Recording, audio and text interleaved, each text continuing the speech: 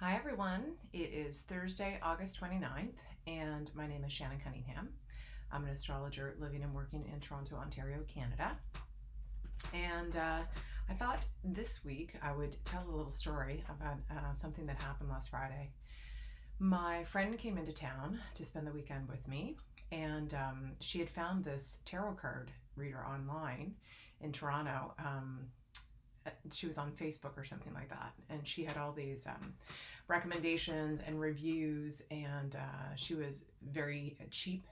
So my friend had booked an appointment with her, and then I was like, well, how cheap? And she said $25. So I was like, I haven't been to see have a tarot card reading in a very long time, and the ones I had before were with a woman who was like a pro tarot card reader, and they were very cool.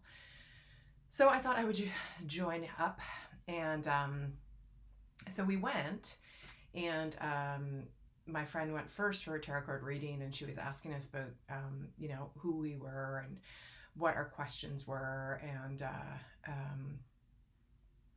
I said I was an astrologer, and she was like, "Oh, I'm an astrologer too," which I was surprised because she's very young, 24, and a tarot card reader and astrologer and all these other things she was telling us about her life.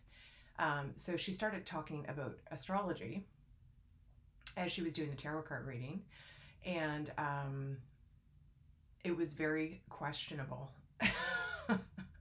what she knew about astrology and the sweeping statements that she was making.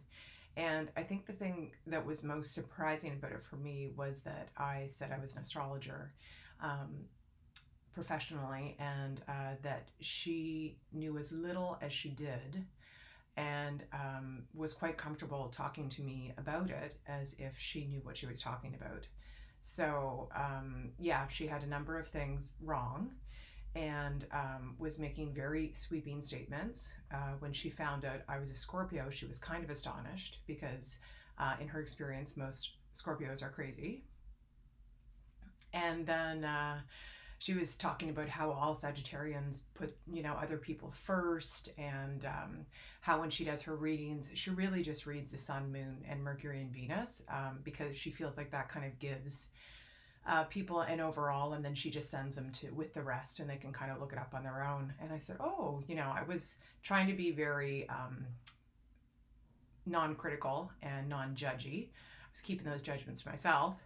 And I said, well, if you're just doing the personal planets, it might be good to include Mars. And she said, oh, well, I just always think of Mars as kind of like the same as the moon, which, if you know astrology, it's a very outlandish statement.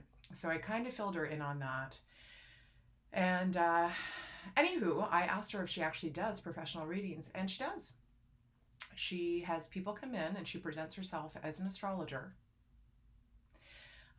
with little to no grounding in the actual art and science of astrology. And the tarot card readings were also pretty pove, like they were poor. She had actually laid out the cards for a reading before she knew which one of us was going first, and then she used those cards before the person even asked like a question, or she even knew who it was directed towards. So how she came up with that, I'm not exactly sure. But it was an interesting experience, to say the very least. And she was a little sweetheart. And I did not take it upon myself to chastise her for presenting herself as an astrologer or a tarot card reader, which I don't think she should be doing either. But I came away from it like just a little bit floored, because I know that this is happening these days. There's a lot of information that's readily available. There's a lot of astrological apps and software programs.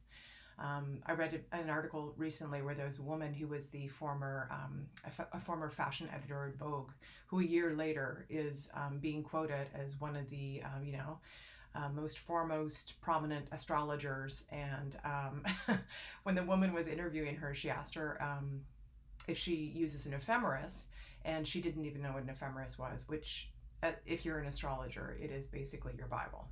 So this is scary stuff to me, and the reason why I'm sharing my experience with you is because if you are interested in getting an astrological reading, I would encourage you to learn as much as you can about the astrologer that you choose to go and have mess with your energy and tell you things about your life and your direction and anything predictive.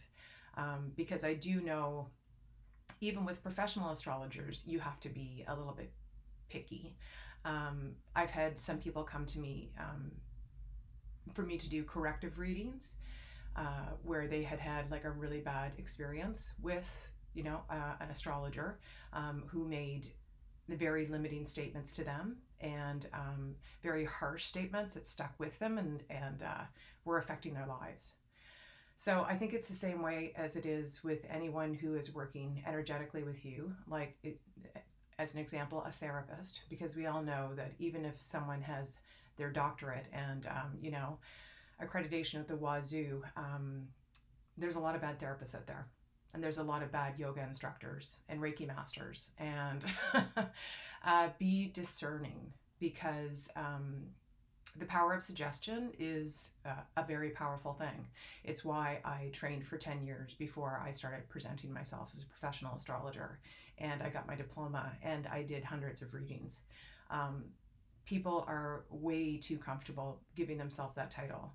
And then people are at risk when they go in and they open their minds. And a lot of people, when they come to astrologers or any kind of like energy healer or someone who is going to offer them insights as to kind of like their life, they're usually coming in a little bit vulnerable because they have big questions and some confusion, and they are seeking clarity. So yeah, really kick the wheels before you open yourself up to a professional astrologer, because people are hanging out that shingle kind of willy-nilly, and that stuff goes in, and you need to have someone who is ethical and trained, and check out any kind of testimonials you can. It's great if you can find other people who've done the reading, find out how long the astrologer has been practicing and what their training is. Some of my best teachers were self-taught and they've been doing it for years, but it's really great if people actually do take courses or have diplomas or degrees or what have you. So yeah, scary world out there, and be discerning. And that is my message for you this week. I'll see you guys next week.